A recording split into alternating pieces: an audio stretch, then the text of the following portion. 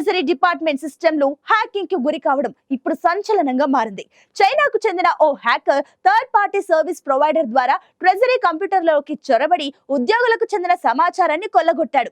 అయితే ఈ కంప్యూటర్ల నుంచి ఎలాంటి సమాచారం దొంగిలించాడనే దానిపై విచారణ చేస్తున్నట్టు అధికారులు తెలిపారు. డిసెంబర్ 7న హ్యాకింగ్ జరగ్గా తాజాగా అమెరికా ట్రెజరీ విభాగం దీనిపై చట్టసభ సభ్యులకు లేఖ రాసింది. దీని వెనుక చైనా ప్రభుత్వం అండదండలున్న హ్యాకర్ ఉన్నాడని పేర్కొనడం చర్చనీయాంశంగా మారింది. ఈ ఘటనపై చైనా ఆగ్రహం వ్యక్తం చేసింది. దర్యాప్తు లేకుండానే చైనాపై ఆరోపణలు చేయడం సరికాదని మండిపడింది.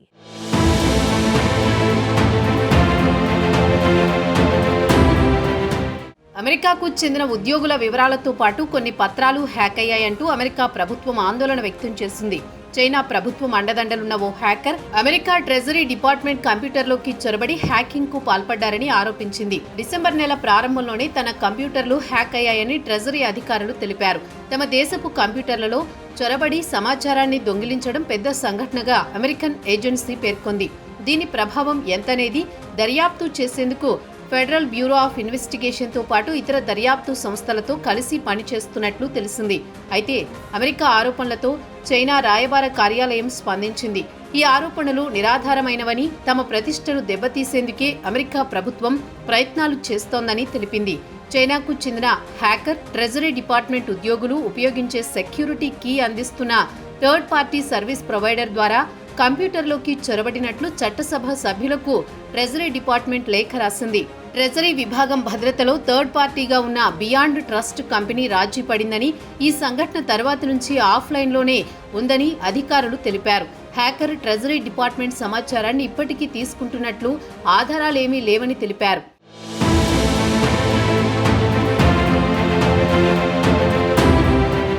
అయితే ఈ హ్యాకింగ్ వల్ల ఎంత నష్టం జరిగిందనే దానిపై ట్రెజరీ విభాగం ఎఫ్బీఐతో పాటు cyber security, infrastructure security agency, ప్రభుత్వేతర ఫోరెన్సిక్ విభాగాలతో దర్యాప్తు చేయిస్తోంది.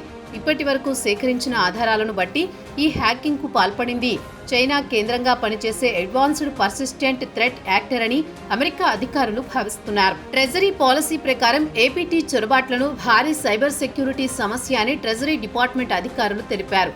చైనా హ్యాకింగ్ కుట్రలో లక్షల మంది అమెరికన్లు చిక్కుకున్నారు. సైబర్ హ్యాకింగ్ గురించి అమెరికా, చైనా, బ్రిటన్ ఒకరిపై ఒకరు ఆరోపణలు చేసుకుంటున్నారు. హ్యాకింగ్ జరిగినట్లు అమెరికన్ ట్రెజరీ డిపార్ట్మెంట్ కు డిసెంబర్ 8న సమాచారం ఇచ్చామని బియాండ్ ట్రస్ట్ అధికార ప్రతినిధి తెలిపారు. ఈ అనుమానిత చర్యను డిసెంబర్ 2న తాము గుర్తించామని ఆ సంస్థ వెల్లడించింది.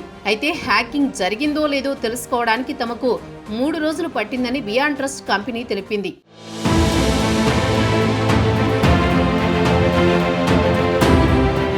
హ్యాకింగ్ కు పాల్పడిన వెంటనే హ్యాకర్ ట్రెజరీ ఉద్యోగుల కంప్యూటర్లు, కొన్ని అధికారిక పత్రాలను సంపాదించినట్లు బియాండ్ ట్రస్ట్ తెలిపింది.